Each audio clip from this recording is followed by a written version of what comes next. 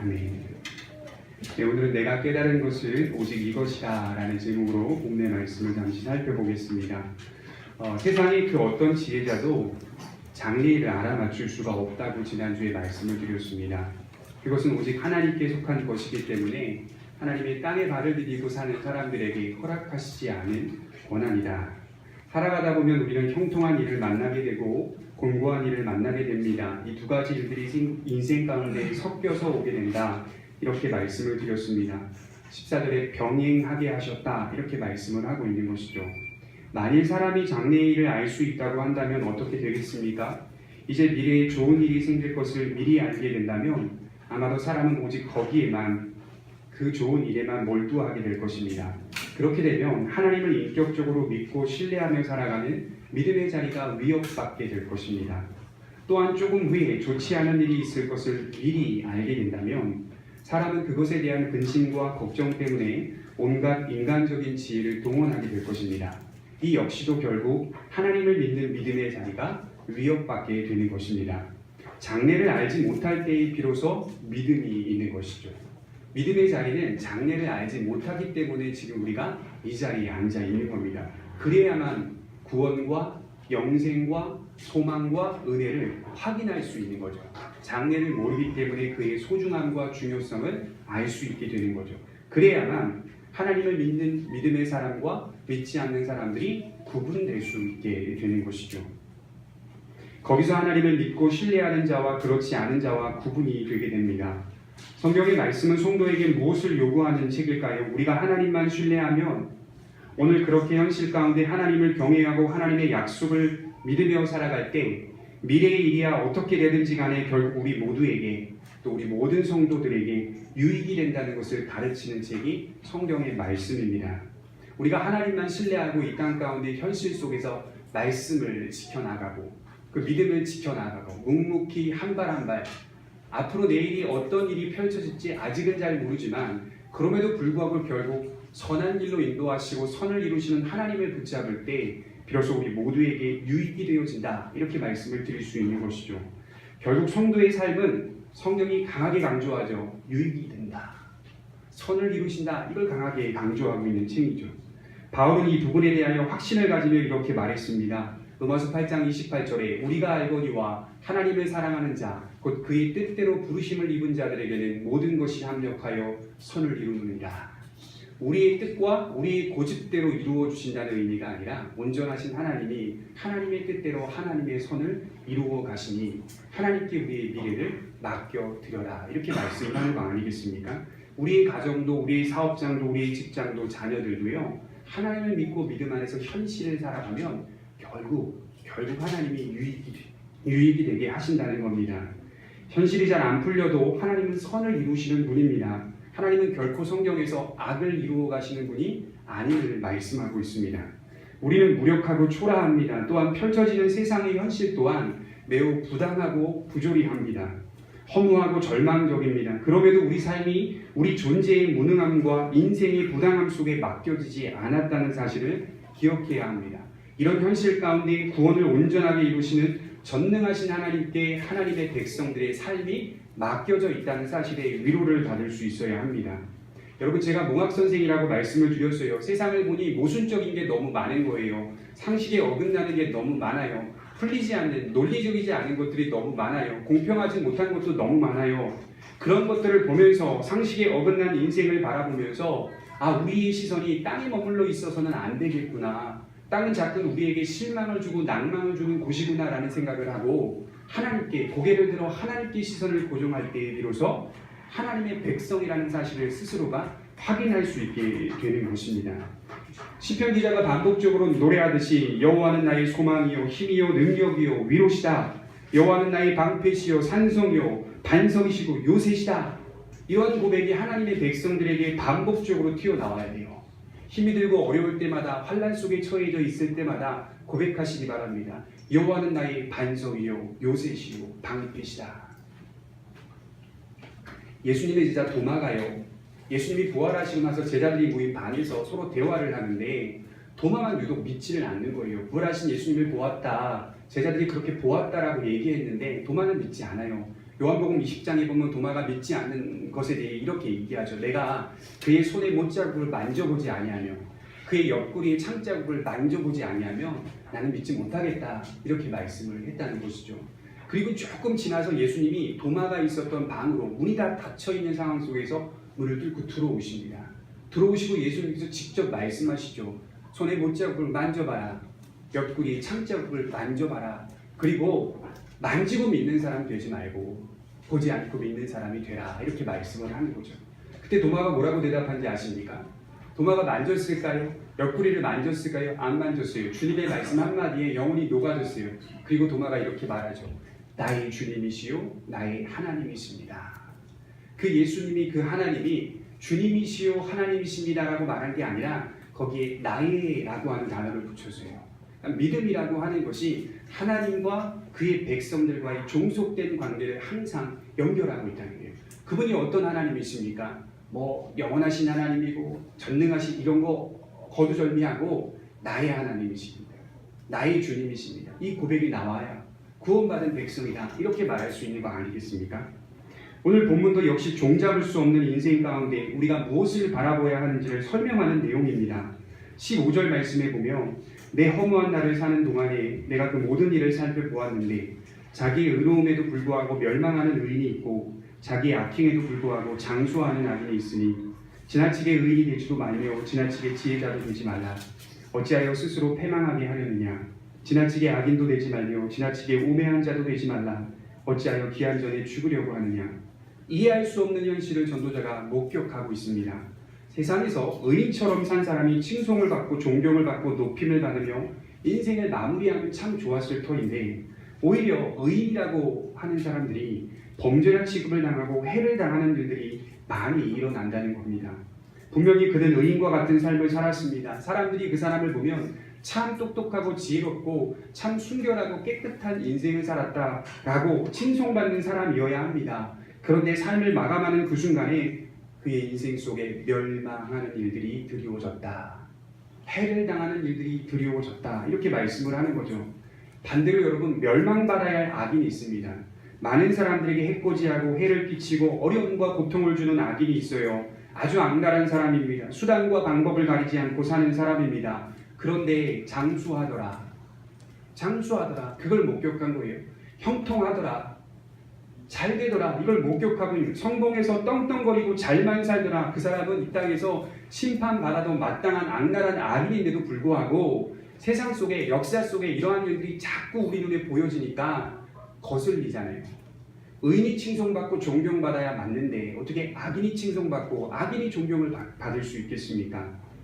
인생이란 이처럼 정반대의 경우들이 참 많이 있다는 사실을 목격합니다. 정당한 사리로 볼 때에는 이것은 분명히 잘못된 현실입니다. 그럼에도 불구하고 이런 경우들이 역사 가운데 항상 있어 왔습니다. 이런 경우들을 사람의 삶 속에 계속 접하다 보면 우리가 깨닫는 철학이 있습니다. 경험이 곧 철학이 되거든요. 선입견이 되고 고집이 되고 그것이 진리처럼 우리 마음에 자리를 잡게 되거든요. 그런 걸 자꾸 보다 보니 접하다 보니 깨닫는 철학이 있는데 세상 사는 자세가 지나치게 의인으로 살아서는 안 되겠구나. 이 고백이 나오는 거예요. 지나치게 의인으로 살아서도 안 되겠구나. 16절에 지나치게 의인이 되지도 말고 지나치게 지혜자도 되지 말라. 어찌하여 스스로 패망하려느냐. 혼자 착하고 똑똑한 척하다가 반드시 기막힌 일 당하게 된다는 말을 하는 겁니다. 여러분 여기 패망이라고 하는 단어가 샤mem이라고 하는 단어인데요. 이건 사실 놀라다, 경악하다라는 뜻이에요. 그러니까 의인으로 고집하며 순결하게 도덕적으로 윤리적으로 깨끗하게 살아왔는데 자꾸 자기 삶에 경험하는 일들이 놀랄 일, 경악할 일, 모순된 일들을 경험하게 될 겁니다. 자꾸 해코지하는 거죠. 사실 자기는 칭송받아야 되고 존경받아야 될 인생을 살았는데도 불구하고 그렇게 똑똑한 척, 착한 척 하다가 반드시 기막힌 일 당하게 된다. 이렇게 말하는 거예요. 의인으로 지나치게 살다 보면 놀랄 일과 경악한 일을 경험하게 될 것입니다. 옛말에 모난 돌 정 맞는다 라는 말이 있어요. 너무 모나게 행동하지 말라 이렇게 말하는 뜻이죠. 나에게 정의로운 원칙과 진리가 있어서 그 원칙대로 살겠다고 다짐하고 결심하며 나름 최선을 다하여 살았는데 오히려 다른 사람들에게 정죄를 받고 해를 당한다면 회의감이 들지 않겠습니까? 이게 뭔가 그런 반응이 우리 안에 당장이 나옵니다. 지나치게 의인으로 사는 것이 옳은 게 아니구나라는 생각들을 하게 되는 거죠. 반대로 여러분, 그렇다고 해서 지나치게 악인도 되지 말라고 성경은 말합니다. 거봐라, 저렇게 모질게 살더니 모질게 굴더니 험한 꼴 당하는 거야. 그런 말을 듣게 된다는 거예요. 그래요, 성경이 오늘 우리에게 말하고자 하는 의미가 뭘까요? 18절에 너는 이것도 잡으며 저것에서도 내 손을 놓지 아니하는 것이 좋으니 하나님을 경외하는 자는 이 모든 일에서 벗어날 것입니다. 어렵죠? 이것도 놓지 말고 저것도 놓지 말라는 말이 무슨 말일까요? 벗어난다는 말에서 의미를 찾아낼 수가 있거든요. 이 벗어난다라는 말은요, 약자, 함께 간다라는 뜻입니다. 함께 간다. 의인으로 사는 것과 악인으로 사는 것이 인생 속에 함께 어울려 걸어가고 있는 것이다. 이렇게 말하는 거예요. 그러니까 의인과 악인이 각각 다른 길을 걸어간다는 의미가 아니라 나라는 사람이 의인으로 고집하고 의인으로 인생을 산다 하여도 내 속사람 안에 악이 존재하더라, 그 말을 하는 거예요. 나도 무음하고 흠결이 없는 사람이 아니라 의인으로 지나치게 고집하며 착한 척 똑똑한 척 다하며 세상 가운데 소리 지르며 살았는데 참 모순적이고 아이러닉하게 그 안에 악이 존재하고 자기 인생 속에서 범죄하며 살았던, 사람들에게도 보이진 않지만 숨겨져 있지만 분명히 죄를 짓고 살았던 불완전함이 존재하더라. 약자, 함께 가고 있다. 인생이 함께 가고 있다. 본인은 의인이라고 생각하겠죠. 그러나 그렇지 않다는 거예요. 그래서 성경이 말하는 건 하나님을 믿는 사람들은 이것도 잡고 저것도 잡으며 어울려 함께 가고 있다는 사실을 기억하라. 이렇게 말씀을 하고 있는 것입니다. 이것도 놓지 말고 저것도 놓지 말라. 의인으로 사는 것과 악인으로 사는 것이 인생 속에 함께 어울려 있다. 그렇게 인생이 걸어가고 있더라 라고 하는 것을 보게 된 거죠. 너무 의인도 되지 말고 너무 악인도 되지 말라. 오히려 이 두 가지 상황과 함께 가고 있다는 사실을 지혜롭게 분별해라. 적당히 살아야겠구나. 오늘 그런 말씀하는 게 아니에요. 오해하시면 적당히 살아라 이렇게 말하는 게 아니에요. 우리를 그렇게 끌고 가는 게 아니라 만일 이 말씀을 들으면서 적당히 살아가야 하는 것으로 말씀을 이해한다면, 적용한다면 잘못된 적용입니다. 오히려 이 말씀이 우리에게 주는 참된 목적은 인생을 살아보니 의롭게만 사는 것이 불가능하다는 것을 깨달은 거예요. 열심히 살았고 깨끗하게 살려고 애를 썼지만 그건 사실 불가능한 거라는 거예요. 의롭게만 살려고 애쓰고 고집했는데 사실 들여다보면 나에게 악한 것이 얼마나 많은지 모른다는 말입니다. 사람들에게는 나의 의로움만 보일 수 있겠지만 사실 나 자신을 누구보다 잘 아는 나는 내가 얼마나 초라하고 무례하며 무능한 존재인지를 잘 알고 있습니다. 성경이 뭐라고 말하는지 아세요? 너의 양심이 너의 자신을 안다 이렇게 말해요. 너의 마음이 너의 자신을 알지 않느냐. 다른 사람들에게 판단받을 필요 없이 너의 양심, 그렇게 살았던 너의 양심이 너의 자신, 너의 인생을 평가하고 있지 않느냐. 그러니 너무 과격하게 도덕적인 이상을 꿈꾸지 말라고 말합니다. 흠이 없고 무결한 어떤 도덕적인 이상을 실현할 수 있다고 생각하지 말라고 합니다. 더 쉽게 말해 눈을 낮추라 이렇게 말하는 거예요. 오늘 말씀에 눈을 좀 낮추고 인생을 살아라. 조금 양보하라. 자신에게 조금 양보해서 스스로의 눈을 좀 낮추라. 그렇다고 해서 극단적으로 악한 자들과 한패거리가 되어 악하게 살지도 말라 이렇게 말씀을 하는 거예요. 그 이유가 뭔지 아십니까? 19절 말씀에 이렇게 대답해요. 지혜가 지혜자를 성읍 가운데 있는 10명의 권력자들보다 더 능력이 있게 하느니라. 선을 행하고 전혀 죄를 범하지 아니하는 의인은 세상에 없기 때문이로다. 지혜를 예찬하는 것 같지만요, 지혜를 부정하는 겁니다. 지혜롭게 사는 걸 예찬하고 지혜가 얼마나 뛰어난지 아느냐? 10명의 능력자들보다 대단한 것이 지혜다라고 말하지만 결국 말하고자 하는 것은 선을 행하고 전혀 죄를 범하지 아니하는 지혜자는 없다 이렇게 말하는 거예요. 그런 의인은 세상에 없다. 기억나시는 말씀 있지 않습니까? 로마서 3장 10절에서 12절 의인은 없나니 하나도 없으며 깨닫는 자도 없고 다 무익하고 하나님을 찾는 자도 없고 다 치우쳐 있더라. 그 말씀을 지금 솔로몬이 미리 내다보고 말씀을 하고 있는 거예요.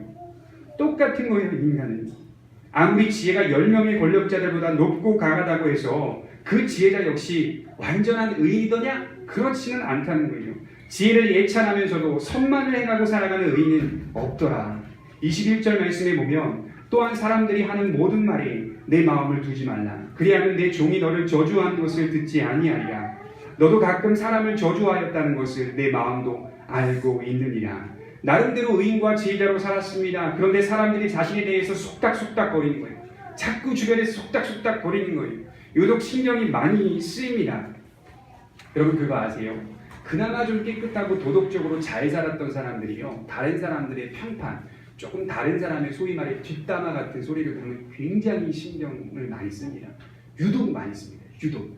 강박증처럼 유독 많이 씁니다. 그리고 자기 인생 속에 다른 사람으로부터 어떤 좋지 않은 평가나 좋지 않은 점들이 발각되어 공개적으로 드러날 때에는 견딜 수 없어 합니다. 얼마 전에 죽음을 지냈던 한 분의 모습을 보면요, 그의 양심이 그를 견딜 수 없게 만듭니다. 스스로가 스스로에 대한 평가를 너무 높게 잡고 있으니까. 제가 얼마나 안타까우냐면요, 인간 스스로에게 너무 큰 과대평가를 하게 되면요, 실망도 너무 크게 온다니까요. 그러면 스스로가 견디지 못하는 거예요. 죽음을 이렇다 저렇다 평가하는 게 아니라 스스로에게 너무 큰 자존감과 너무 큰 의로움을 스스로가 갖고 있는 거예요. 자기도 똑같이 그렇고 그런 사람이라는 사실만 좀 알았다면, 자기 스스로를 조금만 과소평가했다면, 그럴 수 있다는 사실이라는 걸 알았다면, 불완전한 존재라는 사실을 좀 알았다면, 좀 창피하고 좀 어렵더라도 공개적으로 사과하고 공개적으로 머리를 좀 조아리면 다 끝날 일 아니겠습니까? 너무 크게 인간에게 과대평가하면 너무 크게 실망이 돌아온다는 사실을 좀 기억해 볼 필요가 있습니다. 전도자가 뭐라고 해요? 다른 사람이 너에 대해서 말하는 것에서 마음을 두지 말라. 너무 마음을 두지 말라. 그렇게 치료하고 있는 거예요. 너가 아무리 의인으로 지혜롭게 살았다 하더라도 너와 함께하고 가까이 하는 너희 가족이나 너희 남편이나 너희 아내는, 너희 종들은 너가 어떤 존재인지 그렇고 그런 사람이라는 것을 잘 알고 있다. 이렇게 말씀을 하는 겁니다. 목사님 말씀에 은혜 받았습니다. 목사님 존경합니다. 목사님 말씀 속에서 많은 걸 깨달았습니다. 막 칭찬해주고, 그러면 이제 목회자가 말씀을 전하고 나서 보람도 되고 감사도 되고 기쁨도 되고 거기에 힘을 얻어 용기를 얻어 말씀을 더 잘 준비해야겠다라는 소망이 생기죠. 그러나 그런 말씀을 하시기 전에 만약 저희 아내에게 저희 목회자가 저희 남편이 어떤 사람인지 물어본다면 저도 똑같이 그렇고 그런 사람 아니겠습니까? 평판이 아마 동일하게 날 거예요. 말씀의 은혜가 되고 또 보기만 해도 인격적으로 좋은 것 같고, 하지만 저랑 같이 살고 있는 저희 아내는 저를 누구보다 잘 알고 있지 않겠습니까? 좋은 소리 안 나가요. 좋은 소리 안 나가요. 근데 우린 다 그렇게 속이며 살고 있는 거예요. 그렇게 인생 속에. 그러니 우리가 다 그렇고 그런 사람이라는 사실을 인정하고 거기서부터 출발해보자. 성경이 얘기하는 겁니다. 스스로에게 너무 큰 과대평가, 스스로에게 너무 큰 짐을 지지 말아라. 그러니까 우리가 죄인입니다. 저희는 죄인으로 태어났습니다. 라고 말하면 세상 사람들은 그걸 용납하지 않아서 막 지적합니다. 기독교가 왜 죄인이라고 말하냐? 정죄 아니야. 우리가 무슨 죄를 지었냐? 막 소리지고 고함을 지릅니다. 가만히 한번 생각해 보십시오. 기독교가 모든 사람이 다 죄인으로 태어났고 죄를 짓는 죄인일 뿐이다라고 말할 때의 출발 선상이 굉장히 낮게 잡고 있기 때문에 감사한 일 아니겠어요? 감사하죠. 정말 감사한 일이죠. 스스로를 분명하게 그런 존재라는 사실을 인식시키고 출발하니까 나에게는 절망밖에 없고 소망이 발견될 수 없다는 사실을 알기 때문에 우리한테 우리 스스로에게 너무 큰 짐을 부과하지 않는 거예요. 너무 큰 소망을 부과하지 않는 거예요. 오늘 넘어져도 나는 불완전한 존재라는 사실을 인식하고 불완전하지 않은 하나님의 은혜를 바라보게 될 때에 비로소 기독교의 진리가 거기까지 가게 되는, 소망까지 가게 되는 거 아니겠습니까? 전도자는 지금 못을 받고 있습니다. 너희 마음도 너희 자신을 알고 있다. 이 마음이라고 하는 말이 양심이라는 말입니다. 너희 양심이 너 자신을 알고 있지 않느냐? 22절에 그렇게 말씀을 하고 있어요. 뭘 안다는 거예요? 너도 가끔 다른 사람을 저주하였다는 것이에요. 너도 가끔 다른 사람을 저주하며 살았다는 것을 양심이 알고 있지 않느냐? 우리 양심이 우리 자신을 잘 알고 있습니다. 이런 말이 또 있죠. 오르질 못할 나무는 쳐다보지도 말고 살라.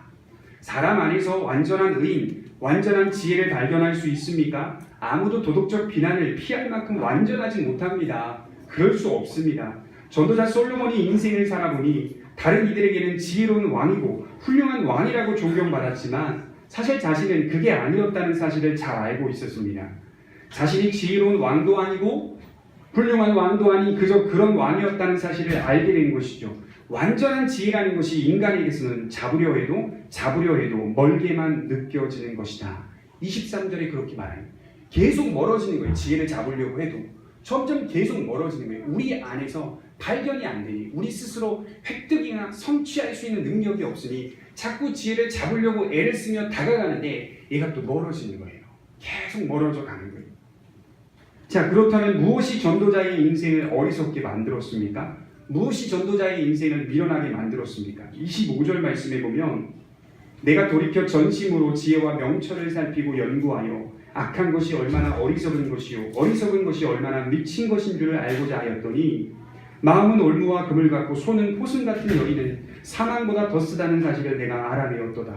그러므로 하나님을 기쁘게 하는 자는 그 여인을 피하려니와 죄인은 그 여인에게 붙잡히리로다. 자신의 인생의 어리석음은 무엇으로 왔습니까? 마음과 자기의 마음과 여인으로부터 왔다. 이렇게 말씀을 하는 거예요. 자기 인생을 빗대어 생각해 보기 시작합니다. 전도자라고 불리우는 솔로몬이 왜 타락하고 부패했는지 아세요? 두 가지 원인 때문이었어요. 하나는 마음 때문이었습니다. 또 하나는 여자 때문이었습니다. 왜 통치 후반부에 하나님을 떠나고 괴로운 인생을 살았을까요? 바로 마음과 여인 때문이었습니다. 마음이 올무와 금을 같다는 것을 경험하기 시작한 거예요. 솔로몬이. 자신이 소유한 것이 마음이에요. 여러분, 마음은 우리가 소유한 거예요. 우리가 소유한 것이니 소유로 말하자면 내 것이라고 말할 수 있죠. 내 것.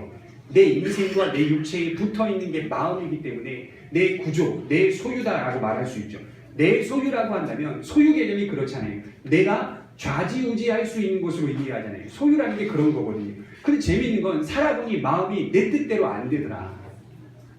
어떤 분들 그래요. 대화하다 보면 목사님 저도 제 마음을 잘 모르는 것 같아요. 맞는 말이에요. 나도 내 마음이 뭔지 잘 모르는 것 같아요. 그게 맞는 말이라니까요. 내 마음은 내가 내 안에서 내 인생 속에 항상 붙어서 가고 있음에도 불구하고 좌지우지 못해요. 스스로 마음을 지배하거나 스스로 마음을 지도하거나 주도하거나 이해지 못할 때가 참 많이 있어요. 나도 내 마음을 잘 모르는 것 같을 때가 많이 있습니다. 창세기 6장 5절에 보면 하나님이 세상에 있는 모든 사람들을 보시며 뭐라고 말씀하시냐면 여호와께서 사람의 죄악이 세상에 관영함과 그 마음의 생각이 모든 계획이 항상 악할 뿐임을 보시고 인간의 마음이 항상 악하다는 거예요. 잠깐 선했다가 악해지고라고 하는 개념이 아니라 항상 악할 뿐임을 보시고 타락하고 부패하고 나서 우리의 마음이 일그러졌잖아요. 일그러지니 생겨나는 결과가 우리 스스로가 우리 마음을 조정을 잘 못해요. 때로는 우리가 내 마음대로 내 뜻대로 결정하고 고집하며 살아갈 때도 있지만 참 아이러니한 게 때로는 내 마음을 내가 잘 모를 때가 있어요. 어쩌지 저쩌지 계속 요동치는 거예요. 하루에도 수십 번 수백 번 이거 할까 저거 할까 이거 할까 저거 할까 일관성은 전혀 없는 거예요. 부패한 우리의 마음이 그렇다라고 하는 것을 분명히 짚고 넘어가는 겁니다. 솔로몬이 왜 타락한지 아세요? 부패한 마음에 자신의 죄악을 맡겼기 때문입니다. 그러니 자꾸 요동하기 시작하는 거죠. 타락한 인간의 마음은 부패하였기 때문에 우리 스스로 올바로 작동시키거나 억제시킬 수 없는 불가능한 상태가 된 겁니다. 그러니 우리 안에 올라오는 옳지 않은 마음들을 쳐내거나 수용할 수밖에 없는 거예요. 쳐내지 못하고 수용할 수밖에 없는 거예요. 또한 솔로몬 자신이 타락한 인생 속에서 대표적으로 드러나는 사건이 바로 이 여인 문제였습니다. 수많은 이방 여인들을 끌어안고 그들이 섬기는 종교 또한 끌어안았습니다. 여러분 열왕기상 11장 3절에 보면 그 여인들이 솔로몬의 마음을 돌이켰더라 이렇게 말씀을 하고 있어요. 그 여인들이 솔로몬의 왕의 마음을 돌이켰더라 이렇게 말씀을 하고 있어요. 솔로몬이 품에 안았던 여인들이 어떤 여인인지 아십니까? 모압 여인, 암몬 여인, 에돔 여인, 시돈 여인, 헷 여인. 하나님이 성경에서 가장 싫어하는 민족, 하나님이 정말 결혼해서는 안 된다고 하는 민족, 내쫓으라고 하는 민족, 그 민족들 속에서 여인들을 다 품에 끌어안았어요. 후궁이 700명이요, 첩이 300명이요, 1000명의 여인을 끌어안고 인생을 살았던 사람. 그 여인들이 솔로몬의 마음을 돌이켰더라. 누구에게서? 하나님에게서 돌이켰더라. 정신을 차리고 보니까 허허거리면서 자신이 여인을 지배한 줄 알았어요. 자기 힘과 능력과 권세로 여인들 다 강제로 끄집어 와서 자기가 지배한 줄 알았어요. 그러나 알고 보았더니 여인이 자신을 지배하였더라. 이걸 깨달은 거예요. 알고 보았더니 여자가 솔로몬을 지배하였더라. 그래서 26절에 여인은 죽음보다 더 독하다 이렇게 말하는 거예요. 여인은 사망보다 더 쓰다 이렇게 말씀을 하는 겁니다. 역사 속의 남자들은 항상 여성보다 강하고 월등하다는 사실을 강조하며 살아왔습니다. 그러나 많은 역사학자들은 여러분 이 페미니즘 이런 거 필요 없어요. 이미 역사학자들이 결론을 내린 게 있어요. 역사를 진정으로 움직인 건 겉으로는 연약해 보인 여자들이다. 이렇게 말을 했어요. 역사를. 겉으로는 연약해 보이지만 역사를 움직인 건 남자가 아니라 여자들이었다. 뭐 옛날에 냉장고 선전이 남자는 여자하기 나름입니다. 정말 진리인 거예요. 진리. 결혼해서 살고 보니 정말 진리. 허허거리면서요. 내가 눈치 봐가면서 나름 계획 쓰고 잔깨 부리면서 내가 저 사람 말 듣나 봐라. 저 사람 말 결정 그 선택 따라가나 봐라. 허허거리면서 결국 제 뜻대로 결정을 했단 말이에요. 가만히 조용히 생각해 보니 뒤에서 더 저보다 허허거리고 있는 사람이 있는 거예요. 아니더라. 결국 제가 낸 결정과 제가 낸 선택이 아내가 원하는 거였다는 사실을 되게 많이 깨닫게 될 때가 있어요. 저는 제 뜻대로 저 사람 말 안 듣겠다고 한 결정인데 나중에 돌고 돌아보니 아내의 결정대로 제가 결정하고 있는 모습을 경험할 때가 있단 말이죠. 더 강합니다. 여인들이. 올바로 서기만 하면 여인들이 훨씬 더 강합니다. 월등하다는 사실을 말하는 거예요. 매우 큰 강점들이 많이 있습니다. 그러나 반대로 여인들이 올바로 서지 않으면 반대로 더 위험한 상황이 초래될 수 있는 거예요. 전도자는 여인들로부터 유혹을 받아서 결국 통치뿐만이 아니라 믿음에서 잠시 떠나게 되었습니다. 이처럼 타락한 마음과 유혹이 많은 환경 속에서 어리석은 일들을 자행했다는 것이죠. 그럼에도 불구하고 전도자를 바로 세워준 것은 전도자 자신이 아니라 무엇이었겠습니까? 하나님의 은혜였더라. 그렇게 타락해서 그 정도까지 타락하고 그 이방 신들을 섬기고 이방 여인들을 품에 안아 완전히 타락한 상황이 되었으면 돌아오지 못하는 거거든요. 결국. 그럼에도 불구하고 전도자가 돌아와서 전도서를 썼잖아요. 그것은 하나님의 은혜 때문입니다. 그를 붙들고 붙잡았던 하나님의 은혜가 죄를 극복하게 하더라. 죄의 저주를 끊어내게 하더라. 그걸 경험한 거예요. 결국 이 사실 하나를 분명하게 짚고 넘어갑니다. 29절에 내가 깨달은 것은 오직 이것인데 곧 하나님은 사람을 정직하게 지으셨으나 사람이 많은 꾀를 낸 것이니라. 여러분 인생 속에요. 누가 책임을 져야 할까요? 이 허망하고 부조리하고 모순적인 인생을 목격하면서 우리는 때로는 모든 책임이 하나님에게 있다고 원망할 때가 있지만 가만히 생각해 보십시오.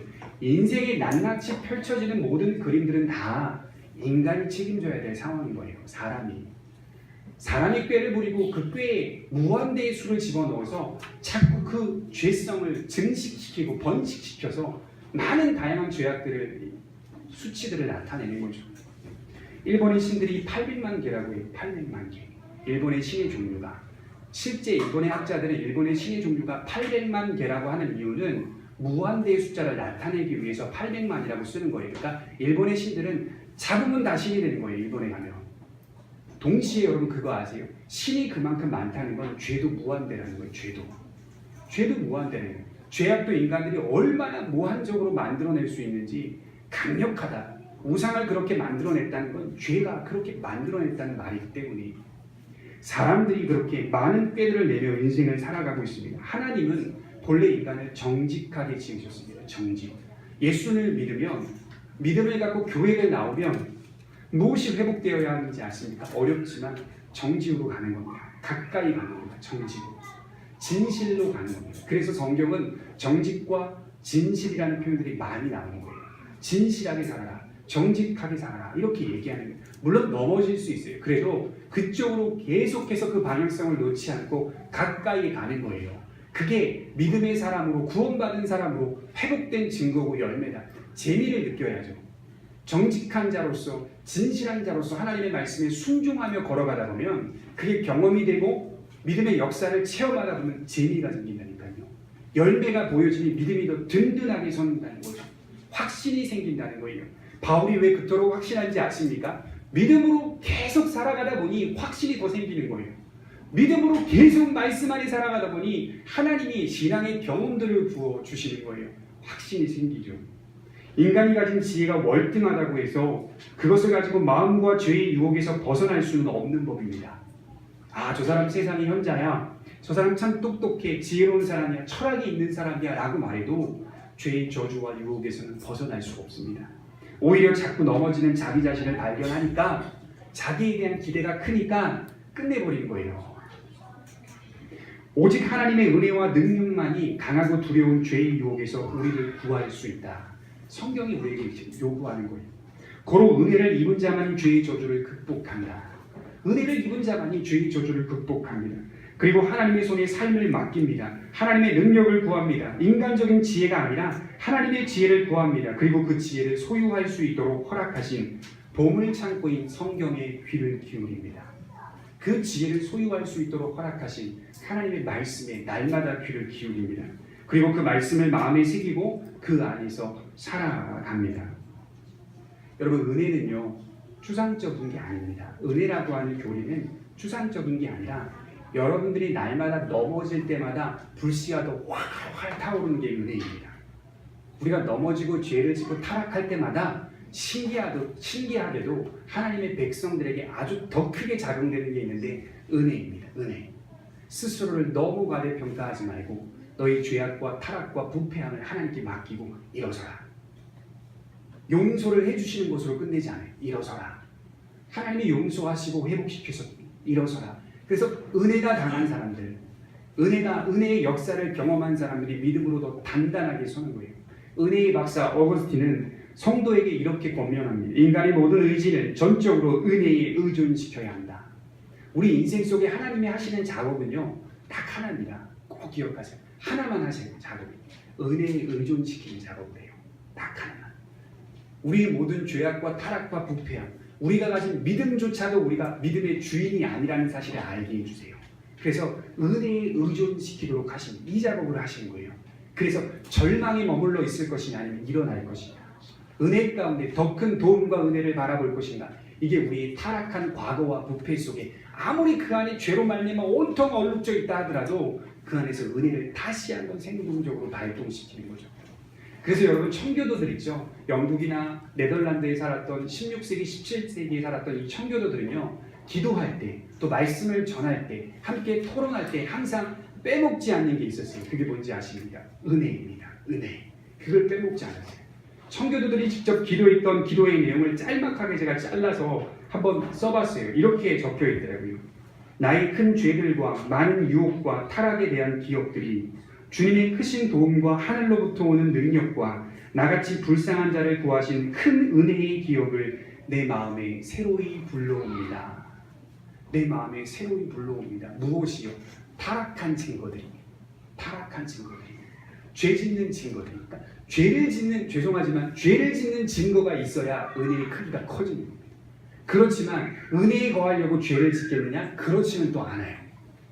내가 넘어지고 타락하고 부패한 흔적들로 하여금 은혜의 크기가 훨씬 커지는 겁니다. 나 같은 자도, 나 같은 죄도, 이 불쌍한 자도 하나님을 구하시고 붙드시는구나. 그와 하여금 소망이 생기니 내 가정과 사업장과 직장을 더 바르게 일구어가죠. 의욕이 생기죠. 최선을 다하는 마음이 생기죠. 머물러 있지 말게 하나님께서 작업해 가시는 거죠. 한 주간 여러분들 살아가실 때 하나님이 여러분들 안에 부으시는 은혜의 작업들을 수용하셔서 다시 일어나 소망과 용기를 갖고 살아가는 성도들이 되시길 바랍니다. 기도하겠습니다.